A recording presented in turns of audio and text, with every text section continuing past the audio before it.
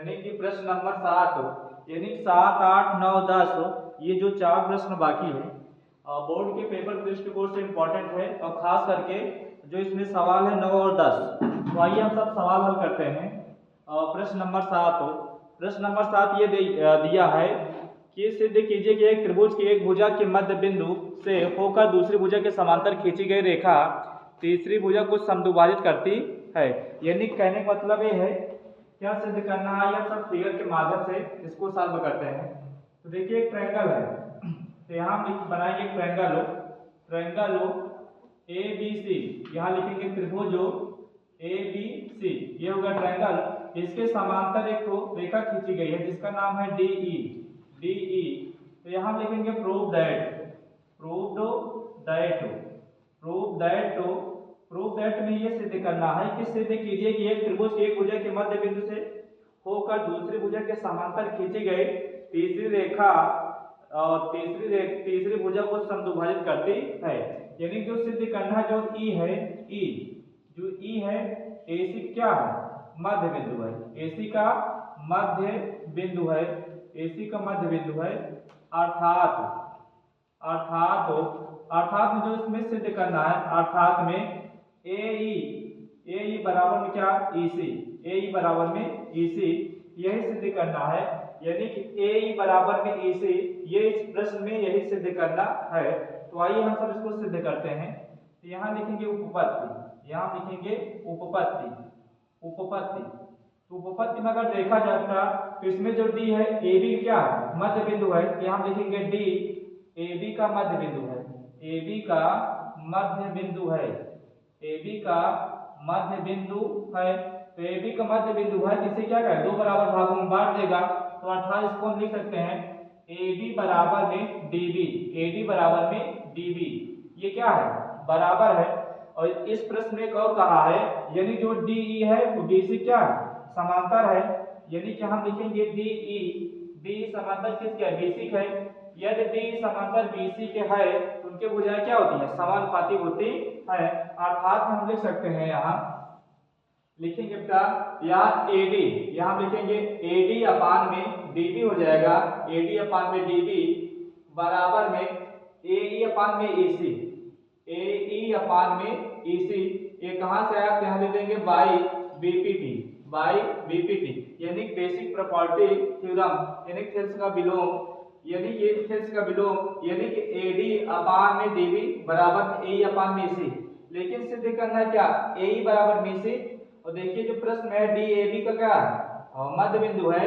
तो यहाँ देखिए एडी बराबर डीबी है, इसमें से एक चेंज कर देना है, एडी बराबर डीबी है। तो यहाँ लिखेंगे चूंकि एडी बराबर क्या दिखाएंगे, एडी बराबर क्या है, डीबी है। तो भैया हम यहाँ लिख देंगे डीबी, क्या लिखेंगे, डीबी लिखेंगे, यहाँ लिखेंगे डीबी, ये डीबी हो गया। तो जहाँ एडी है एडी का स्थान पे क्या लिखेंगे, डीबी लिखेंगे। तो हो जाएगा डीबी, तो डीबी अपान में डीबी बराबर में ए अपान में ईसी। तो एडी से डीबी क्या हुआ, कट गया, यानी डीबी से डीबी कट गया तो बचा क्या, यहाँ लिख सकते हैं का 1/1 बराबर में ए अपान में ईसी, और फिर ये गुणा करा देंगे इसमें। तो ए बराबर क्या आ गया, ईसी, ए बराबर क्या आ गया, ईसी। तो इस प्रश्न में यही सिद्ध करना था। तो यहाँ हम लिख देंगे हेंस प्रूव्ड, यहाँ हम लिखेंगे हेंस प्रूव्ड, इस प्रश्न में यही सिद्ध करना था, यानी कि ए बराबर में ईसी। तो ये क्या हुआ, प्रश्न नंबर 7 में कहा था, यानी कि सिद्ध करना है ए बराबर ईसी। तो देखिए यहाँ आया क्या, ए बराबर में ईसी। तो इस प्रश्न में यही सिद्ध करना था।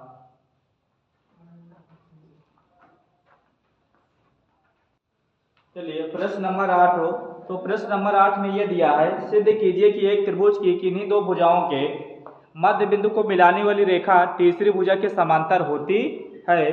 तो आइए हम सब इस प्रश्न को सॉल्व करते हैं। तो यहाँ बनाएंगे ट्रायंगल का नाम दे रहे हैं एबीसी, त्रिभुज एबीसी, ये हो गया त्रिभुज एबीसी। इसके समांतर ये रेखा है, इसका नाम दे रहे हैं डीई, ये हो गया डीई। इसमें प्रूव दैट क्या करना है, यहाँ लिखेंगे प्रूव्ड दैट। तो प्रूव्ड दैट में हम लिखेंगे क्या, जो डीई है वो किसके समांतर है, बीसी के। यानी हम लिखेंगे डी समांतर हो बीसी के। यानी कि इस प्रश्न में यही कहा था कि सिद्ध कीजिए कि एक त्रिभुज की किन्हीं दो भुजाओं के मध्य बिंदु को मिलाने वाली रेखा तीसरी भुजा क्या होती है, समांतर होती है। तो यानी डी समांतर क्या हो गया, बीसी। तो डी समांतर क्या है, बीसी। यही सिद्ध करना है। तो आइए हम सब इसको सिद्ध करते हैं। यहाँ लिखेंगे उपपत्ति, यहाँ लिखेंगे उपपत्ति। उपपत्ति में देखिएगा ये जो देखिए एडी है का, डी एबी का मध्य बिंदु है। यहाँ लिखेंगे डी एबी का मध्य बिंदु है, एबी का मध्य बिंदु है, एबी का मध्य बिंदु है। तो मध्य बिंदु है, इसको हम लिख सकते हैं का एडी बराबर में डीबी, एडी बराबर में डीबी। या बेटा इसको हम ये भी लिख सकते हैं एडी अपान में क्या, डीबी बराबर में 1/1, क्योंकि ये गुणा में इधर क्या होगा, भाग में। यदि हम त्रिज्या का गुणा करा देंगे फिर यही आ जाएगा। कहने का मतलब है ये है कि इसको हम लिख सकते हैं एडी अपान में डीबी बराबर में 1/1। ये हो गया इक्वेशन नंबर फर्स्ट, ये हो गया इक्वेशन नंबर फर्स्ट हो गया। अब देखिए इसी प्रकार जो ई है, एसी क्या है, मध्य बिंदु है। हम यहाँ लिखेंगे ई एसी का मध्य बिंदु है, एसी का मध्य बिंदु है, एसी का मध्य बिंदु है। जब एसी का मध्य बिंदु है तो ये भी क्या हो जाएगा, इसे दो बराबर भागों में बांट देगा, यानी कि ए ई बराबर में ई सी। इसको हम लिख सकते हैं यहाँ ए ई बराबर में ई सी, या इसको हम लिख सकते हैं ए ई अपान में क्या हो जाएगा, ई सी हो जाएगा बराबर 1/1। इक्वेशन नंबर ये 2 हो गया। अगर देखा जाए तो समीकरण में एडी अपान क्या आया, एडी अपान में डीबी बराबर 1/1। यहाँ पर भी आया ए अपान में सी बराबर में 1/1। देखिए क्या है, आर एच एस क्या है, बराबर है। इसको हम लिख सकते हैं समीकरण 1 व 2 से, समीकरण 1 व 2 से। तो लिखेंगे क्या, हम लिख सकते हैं इसको एडी अपान में डीबी बराबर में ए अपान में ई सी, ए अपान में ई सी। यानी कि एडी अपान में डीबी, एडी अपान में डीबी आ गया, तो ए अपान में एसी आ गया। तो हम लिख सकते हैं जो डीई है क्या, बीसी के समांतर है। तो यहाँ हम लिखेंगे डीई समांतर क्या है, बीसी के। इस प्रश्न में यही सिद्ध करना था, तो यहाँ हम लिख देंगे हेंस प्रूव्ड, हेंस प्रूव्ड। इस प्रश्न में यही सिद्ध करना था। प्रश्न नंबर 9 है, बोर्ड के पेपर के दृष्टिकोण से वेरी मोस्ट है। 9 और 10 सवाल देखिए। इसमें प्रश्न में ये लिखा है, यानी त्रिभुज ABCD एक समलंब है। त्रिभुज ABCD क्या है, एक समलंब है जिसमें AD समांतर DC है तथा इसके विकर्ण परस्पर बिंदु O पर प्रतिच्छेद करते हैं। तो दर्शाइए कि AO अपान में BO बराबर CO अपान में DO। इस प्रश्न में यह सिद्ध करना है। तो आइए हम सब इसको सॉल्व करते हैं। कह रहा है कि ABCD एक समलंब है, तो यहाँ लिखेंगे त्रिभुज ABCD क्या है, एक समलंब है। तो हम यहाँ एक समलंब चतुर्भुज बना रहे हैं। A हो गया, AB हो गया, AC हो गया, ये क्या हो गया, D हो गया, ये D हो गया। फिर इस प्रश्न में ये कहा जब दोनों विकर्ण है एक दूसरे को O पर प्रतिच्छेद कर रहा है, यानी कि एक दूसरे को प्रतिच्छेद मतलब O पर कर रहा है। तो इसमें जो सिद्ध करना है यहाँ लिख दे रहे हैं प्रूव्ड दैट में सिद्ध करेंगे। यानी कि इसमें लिखा AO अपान में BO बराबर में CO अपान में DO। इस प्रश्न में ये सिद्ध करना है। तो आइए हम इसको सॉल्व करते हैं। तो यहाँ सबसे पहले क्या करेंगे, हम एक रचना करेंगे। तो रचना में यहाँ करें एक रचना, तो रचना का नाम दे रहे हैं यहाँ क्या, ई दे रहे हैं, क्या दे रहे हैं, ई। तो यहाँ लिखेंगे रचना। तो रचना में लिखेंगे हम ई को ओ से मिलाया, ई को ओ से मिलाया, ओ से मिलाया, ई को ओ से मिलाया, ठीक है। ई को क्या, ई को ओ से मिलाया। तो हम लिखेंगे उपपत्ति, यहाँ लिखेंगे उपपत्ति। उपपत्ति में देखेंगे हम, देखिए ये क्या है, ई ओ समांतर किसके है, AB का। तो कौन सा ट्रायंगल बना, ABD, त्रिभुज ABD में। ध्यान लिखेंगे त्रिभुज ABD में, त्रिभुज ABD में अगर देखा जाए, ये देखिए त्रिभुज A हो गया, AB हो गया, ये क्या हो गया D। त्रिभुज ABD में देखा जाए तो EO समांतर किसके है, AB के है। तो यहाँ हम लिखेंगे ई ओ समांतर किसके, ए बी के। यदि ई ओ समांतर ए बी के है तो इनके भुजाएं क्या हो जाएंगी, समानुपाती हो जाएगी। तो यहाँ हम लिखेंगे डी ई अपान में ई ए, यहाँ लिखेंगे, यहाँ लिख दे रहे हैं डी ई यानी कि डी ई अपान में ई ए हो गया बराबर में डी ओ अपान में ओ बी। यहाँ लिखेंगे डी ओ अपान में ओ बी या बी ओ बी लिखो या बी ओ लिखो, ये दोनों सही है। दिया गया ये कहाँ से आया, यहाँ लिखेंगे फ्रेंड्स के विलोम से, यानी कि बाई बीपीटी लिख सकते हैं। ये हो गया equation number first, equation number first हो गया। अब देखिए एक इसमें और दिया है, यानी जो ईओ है किसके समांतर है, सीडी के। किसके समांतर है, सीडी के समांतर है। तो देखिए जो ट्रायंगल बनेगा ए सी और डी, ए सी डी, ये क्या है, ट्रायंगल है। यानी कि ये क्या है, ईओ समांतर किसके है, सीडी के है। यहाँ हम लिखेंगे ईओ समांतर किसके है, सीडी के है। जब समांतर है तो उनके भुजाएं क्या हो जाती है, समानुपाती। तो भैया इसको हम लिख सकते हैं डीई, क्या लिखेंगे, तो डीई अपान में ई ए बराबर में, तो सीओ अपान में ओ ए, यहाँ लिखेंगे सीओ अपान में ओ ए। इक्वेशन नंबर ये तो आया, कहाँ से आया, तो यहाँ लिखेंगे बाय बीपीटी। कहाँ से आया, बाय बीपीटी, यानी बेसिक प्रॉपर्टी थ्योरम से ना। अब देखिए यहाँ समीकरण एक अगर देखेंगे तो डी अपान में ई है, समीकरण में 2 में देखेंगे तो डी अपान में ए, ये दोनों क्या है, बराबर है। अगर ये बराबर है तो ये दोनों आपस में क्या हो जाएंगे, बराबर हो जाएंगे। तो यहाँ लिखेंगे समीकरण 1 व 2 से, समीकरण 1 व 2 से, समीकरण 1 व 2 से। तो भैया इसको हम लिख सकते हैं क्या, तो डी ओ अपान में बी ओ बराबर में सी ओ अपान में यहाँ क्या लिखेंगे ए ओ, ये लिख सकते, ओ ए लिखो या ए ओ लिखो, ये दोनों सही है। अब देखिए सिद्ध क्या करना है, ए ओ अपान में बी ओ लाना है, इसमें हम त्रिज्यीय गुणा करा देंगे, यानी डी ओ गुणे ए ओ बराबर में सी ओ गुणे का बी ओ। अब देखिए हमको लाना ए ओ अपान में बी ओ लाना है। तो यहाँ देखिए ए ओ है, यहाँ लिखेंगे ए ओ अपान में, ये गुणा भी इधर आएगा भाग में हो जाएगा, तो बी ओ बराबर में ये सी ओ बचा, ये क्या बचा, तो सी ओ, ये बचा यहाँ क्या डी ओ, इधर आगे क्या हो जाएगा, भाग में हो जाएगा डी ओ। देखिए तो सिद्ध करना था ए ओ अपान में बी ओ बराबर में सी ओ अपान में डी ओ। तो भैया यहाँ पर भी आया है ए ओ अपान में बी ओ बराबर में सी ओ अपान में डी ओ, यही सिद्ध करना था। जिसको हम लिख देंगे एच, मतलब हेंस प्रूव्ड, हेंस प्रूव्ड, यानी कि इस प्रश्न में यही सिद्ध करना था। प्रश्न नंबर 10 हो, प्रश्न नंबर 10 हो, और एक चतुर्भुज एबीसीडी के विकर्ण परस्पर बिंदुओं पर इस प्रकार प्रतिच्छेद करते हैं कि एओ अपान में बीओ बराबर में सीओ अपान में डीओ, ये गिवन वैल्यू है। तो सिद्ध करना है एबीसीडी क्या है, एक समलंब है। कहने मतलब एबीसीडी क्या है, एक समलंब है। तो सबसे पहले हम क्या करेंगे, फिगर बनाएंगे, चित्र के माध्यम से इसको प्रूफ दैट करेंगे। यहाँ बनाएंगे एक समलंब चतुर्भुज है, ये क्या है, एक समलंब चतुर्भुज है, इनका नाम दे रहे हैं ए बी सी डी, और ए ओ एक दूसरे को क्या कर रहा है, प्रतिच्छेद कर रहा है। यानी कि ए को सी से मिलाएंगे और डी को क्या करेंगे, बी से हम मिलाएंगे, यहाँ लिखेंगे ओ।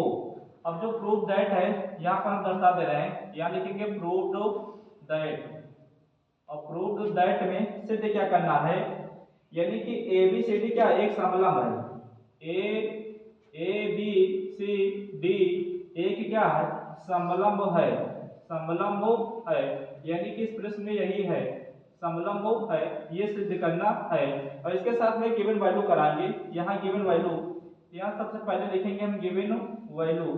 तो गिवन वैल्यू में देखा जाए तो यानी कि दिया है क्या, एओ अपान में बीओ बराबर में सीओ अपान में डीओ, सीओ अपान में डीओ, इस प्रश्न में ये दिया है। तो आइए हम सब इसको सॉल्व करते हैं। तो सबसे पहले क्या करेंगे, हम यहाँ एक रचना करेंगे, यहाँ लिखेंगे रचना। तो रचना क्या करेंगे, यानी कि एक रचना करेंगे यहाँ, यानी कि ई को ओ से मिलाया, ई को ओ से मिलाया, ई को ओ से मिलाया, ई को ओ से मिलाया। जब मिलाया तो भैया देखिए ये क्या हुआ, ई यानी कि ई ओ किसके समांतर हो गया, ए बी। तो पहला ट्रायंगल अगर देखा जाए तो A B A D sorry A B D, त्रिभुज ए बी डी में यहाँ लिखेंगे त्रिभुज ए बी डी में, त्रिभुज ए बी डी में यहाँ लिख देंगे उपपत्ति। क्या लिखेंगे, उपपत्ति। उपपत्ति में लेंगे हम पहला क्या, त्रिभुज ए बी डी। त्रिभुज ए बी डी में अगर देखा जाए त्रिभुज ए बी डी में तो जो ई ओ है किसके समांतर है, ए बी के। तो यहाँ लिखेंगे ई ओ समांतर किसके, ए बी के। जब ई ओ समांतर ए बी हो गया तो इनके भुजाएं क्या हो जाएंगी, समानुपाती हो जाएगी। यानी कि हम लिख सकते हैं क्या, डी ई अपान में का ई ए। यहाँ हम लिखेंगे डी ई, यहाँ लिखेंगे डी ई अपान में ई ए, ये हो गया। उसके बाद देखिए लिख सकते हैं डी ओ अपान में ओ बी या बी ओ, यानी कि हम लिखेंगे क्या, डी ओ अपान में बी ओ। बी ओ या लिखिए या ओ बी लिखिए, दोनों सही है। तो यह कहाँ से आया, यहाँ लिखेंगे क्वेश्चन नंबर फर्स्ट हो और बाई बीपीटी, बाई बीपीटी, ये हो गया। अब हमको सिद्ध क्या करना है, ए बी सी डी एक समलंब है, यदि होगा का, यदि ई ओ किसके समांतर आ जाए, ए बी के, और ई ओ समांतर किसके आ जाए, सी डी का आ जाए। यदि ये दोनों समांतर हो गया तो हम लिख सकते हैं ए बी समांतर किसके, सी डी के। यानी तीनों भुजा क्या होनी चाहिए, समांतर होनी चाहिए। तो आइए पहले हम इसको सॉल्व करते हैं, ई ओ समांतर सी डी के। ये आएगा कहाँ से, देखिए यहाँ समीकरण लिखा है, यानी प्रश्न में दिया है ए ओ अपान में बी ओ बराबर में सी ओ अपान डी ओ। यहाँ लिखेंगे ए ओ अपान में बी ओ बराबर में सी ओ अपान में डी ओ, यानी कि यहाँ लिख देंगे दिया है, यहाँ हम लिख देंगे दिया है, यानी प्रश्न में दिया है। अब इसके सापेक्ष में इसको बनाएंगे। देखिए यहाँ डी ओ अपान में बी ओ है, हम त्रियक गुणा करा देंगे। क्या करा देंगे, त्रियक गुणा करा देंगे। यदि त्रियक गुणा करा दे तो यहाँ क्या बच्चा, यानी कि हम लिखेंगे ए ओ गुणे डी ओ बराबर में सी ओ गुणे में बी ओ। देखिए हमको लाना क्या है, डी ओ अपान में बी ओ। तो देखिए यहाँ डी ओ है, अब यहाँ क्या है बी ओ, ये गुणा में इधर क्या होगा भाग में, जिसको हम लिख सकते हैं डी ओ अपान में का बी ओ बराबर बच्चा, यानी बचा का आया सी ओ बचा, यानी सी ओ ये गुणा में इधर क्या होगा ए ओ, ये क्या हो जाएगा भाग में हो जाएगा। यानी कि अब देखा जाए तो देखिए डी अपान में ई ए बराबर डी ओ अपान में क्या होगा बी ओ। अब देखिए डी ओ अपान में बी ओ मान किसका निकाले हैं, सी ओ अपान में ए ओ निकाले। तो यहाँ हम लिखेंगे डी ओ अपान बी ओ का मान क्या रखेंगे, समीकरण में एक में रखने पर यहाँ लिखेंगे ऐसे, यदि लिख दे रहे हैं डी ओ अपान में बी ओ का मान समीकरण एक में रखने पर यदि हम रखेंगे तो आएगा क्या आपका, यानी कि आ गया डी अपान में ई ए बराबर में डी ओ अपान में बी ओ का मान क्या निकला, सी ओ अपान में ए ओ। तो सी ओ अपान में ए ओ ये आ गया। यदि देखा जाए इस फिगर में तो देखिए डी समांतर क्या आया, ई ए आया, और सी ओ अपान में क्या आया, ए ओ। यदि ए आया तो हम दिखा सकते हैं ई ओ समांतर किसके है, सी डी के। यानी कि यहाँ लिखेंगे हम त्रिभुज, यहाँ लिखेंगे भैया त्रिभुज और ए सी डी में ई ओ समांतर किसके, सी डी के। अब देखिए यहाँ से देखिए हैं आप क्या, ई ओ समांतर ए बी। अब यहाँ आया क्या, ई ओ समांतर सी डी। तो भैया हम लिख सकते हैं अर्थात यहाँ दिखा देंगे ई ओ समांतर किसके, ए बी हो गया, और उसके बाद ई ओ समांतर किसके हो गया, सी डी हो गया। यदि ये दोनों समांतर हो गया तो हम दिखा सकते हैं ए बी समांतर किसके, सी डी की। तो यहाँ लिखेंगे ए बी समांतर सी डी के। यदि तीनों भुजा क्या हो गया, समांतर हो गया, तो हम लिख सकते हैं अतः ए बी सी डी एक समलंब है।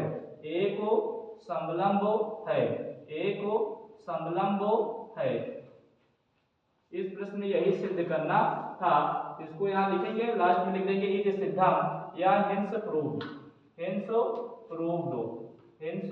प्रूव्ड। इस प्रकार ये एक्सरसाइज नंबर यानी 6.2 ये पार्ट 2 समाप्त हो गया। अब हम सब हल करेंगे नेक्स्ट वीडियो में 6.3। धन्यवाद।